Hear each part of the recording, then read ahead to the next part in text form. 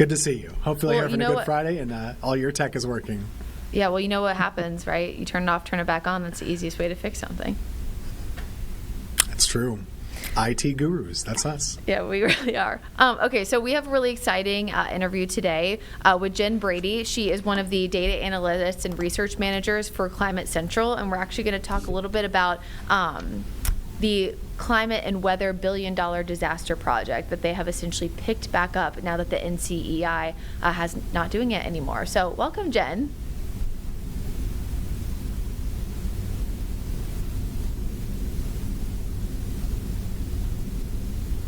My Sorry, mic Jen. not working? Oh, there you are. You're back. Okay. Yeah. Okay. Sometimes it happens. There's the Oh, we can technical hear you. things today. Yeah. We're all about the mic issues today. Okay. I don't want to step on your toes, Tim, but my biggest question that I just want to start with so people kind of understand, what is the billion-dollar disaster project, and why did you guys choose to pick it up after the NCEI was no longer tracking it?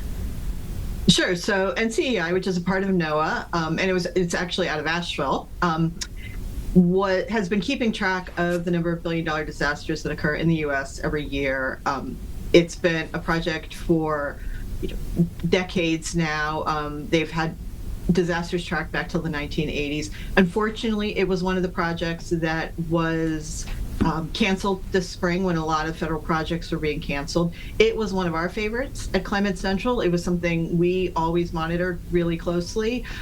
We were always calling them and asking them the status and how things are doing. So we're really excited when we had the opportunity to bring it in-house and we're able to continue the work with the actual analyst who was doing the work at NCEI, which is really great. Jen, Tim Buckley here in Greensboro, North Carolina. We've seen plenty of billion-dollar disasters in the Carolinas in the last couple of years, last couple of decades. Curious, if you could educate our viewers a little bit on what y'all see in the data when it comes to trend lines. How have things been changing in the last not just couple of years, but couple of decades?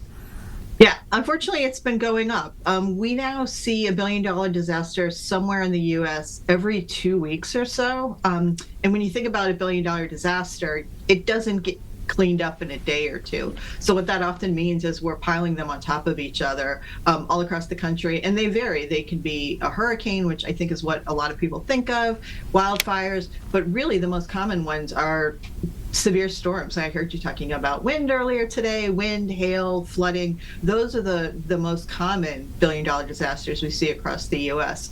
So it really runs and cold, gosh, I guess we're getting to winter now. Cold storms, too, are another billion-dollar disaster at times.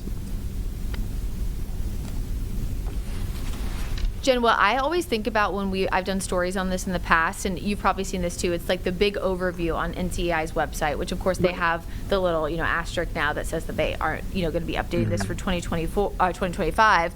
But comparison to 1980 when they first started tracking these, the average number of events in the 1980s when it came to billion-dollar disasters, and this is adjusted for inflation, was about 3.5 or something like that every single year.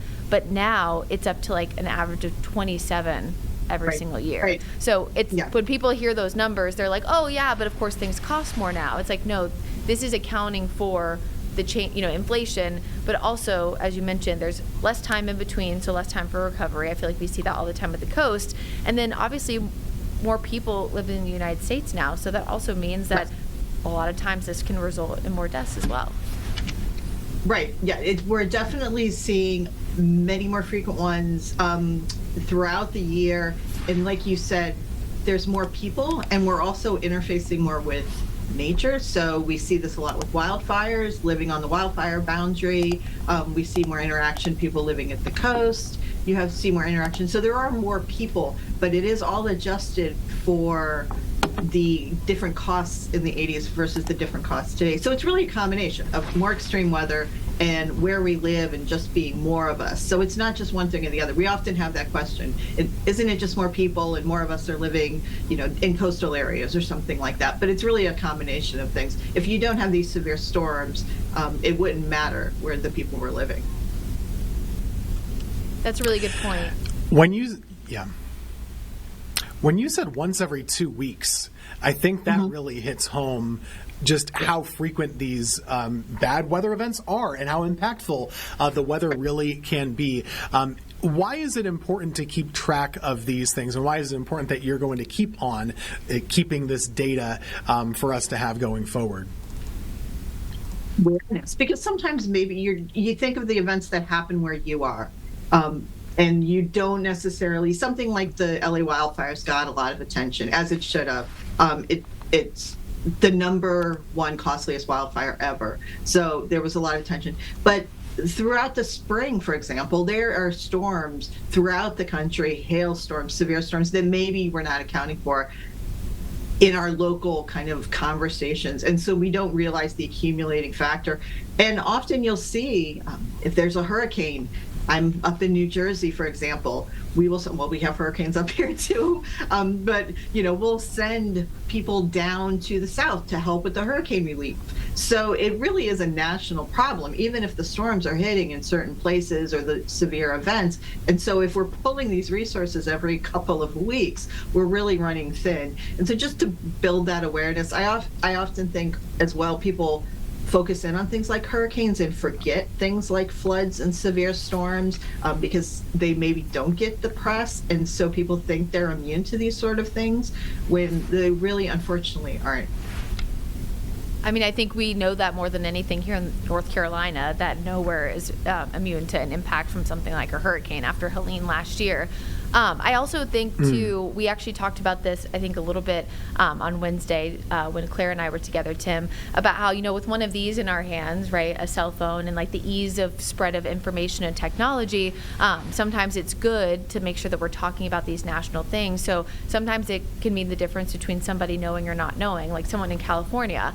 There was a woman who we interviewed after Helene, we did an interview with the National Weather Service post-Helene, that one of the families that decided to evacuate was someone who lived in a different state, like over in the Midwest, saw the National Weather Center's post, and then was able to call their family members and say, you got to get out. And they seemingly were just kind of like, okay, we don't know if we're going to be impacted or not. And so it's also the spread of information and spread of technology. The more we talk about it and the more that we post about it and share, and then so the fact that you guys have picked this up, it seems to be good just for the spread of information and accurate information. Right. To know that these things are happening when they're happening. And like you said, you see a lot of location. As a person like you that works with weather all the time, I feel like I'm often calling people and saying, this is happening here or there. I called my family last week who were impacted by the lake effect snow. And I said, do you know you're going to get a foot of snow? And so, we really are in a lot of ways. We have people. And we also, unfortunately, have seen one of the really sad things, I think, with some of these $1 billion that we have seen people relocate because of $1 billion disasters to other disaster areas. We heard that a lot with people who left New Orleans, for example, and moved to Houston, and then were impacted by Harvey. And so the spread of these disasters is also impacting a lot of people who are migrating away from disaster areas, unfortunately. Yeah, I think if we've learned anything, it's that you're not really ever fully out of the woods, kind of no matter where you live, because there's just an impact from something else. And Tim, I think you'd agree with that.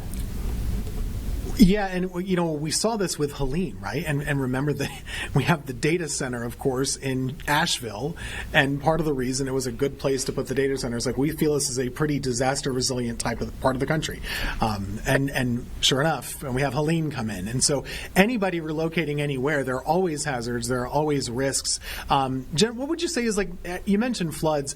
Are there any other big misconceptions that you'd want to highlight while we're here chatting with you that people they don't really get this aspect about big, damaging, costly weather across the country? Probably the one that gets overlooked is hail. Hail is incredibly damaging and expensive, not always life-threatening in the same way, but a large hailstorm can, destroy roofs, you hear about car lots full of cars being destroyed by hail. Hailstorms always show up year after year after year as a big one on, usually in the spring, we'll get a hailstorm or two. And then a lot of windstorms, you're hearing more of the word derecho is coming up a lot, these kind of severe windstorms. And part of what we're hoping to do at Climate Central is put some resources into breaking some of these things down. So, for example, there's a severe storm category. We would really like to see if we can break that down into a storm that's primarily a windstorm, a storm that's primarily a rainstorm. We already have hail separated out, but kind of give people a little more detail too, because that will help the understanding of what we're talking about. I mean, we say it all the time. It's why our jobs are important. Your job is important. It's because, people can get a crappy weather app that comes on their phone. But what we do is we add context to every single event that happens. And Tim and I were just texting while you were talking about hail. We both have had really horrible hailstorms. Us in 2023 in Rock Hill, down in York County, there was like multiple, as you mentioned, car lots that were completely destroyed. I myself had the unfortunate situation to drive through it. $8,000 worth of damage on my car. So I feel like I understand it can be so costly. And so if you have that times tens of thousands of people, then think about like the insurance company, and then their rates go up. So it kind of just ties into it. And how often do you see a hailstorm on the news? Unless it's in your area, it's not something usually covered nationally. So you don't necessarily notice that they happen. I can tell you how much of a surprise the hail can be. We don't get hail that often in this area, and even as we were discussing this whole topic, and even me as a working meteorologist, I totally forgot that hail is an expensive disaster, and it's probably been the most expensive one for Greensboro this year, which is shocking. But we had a huge one, and like Brittany said, like you said, it wrecked a ton of cars, it wrecked a lot of roofs, and there are all kinds of weather that can do these damages, and it's important to know. Right. Yeah. Well, Jen, thanks so much for being here. We really appreciate it. And if you ever want to come talk about disasters again on WCNC and WFMY Plus, we would love to have you. Well, it was great talking to your team. Thanks for the invite. All right. Thanks so much.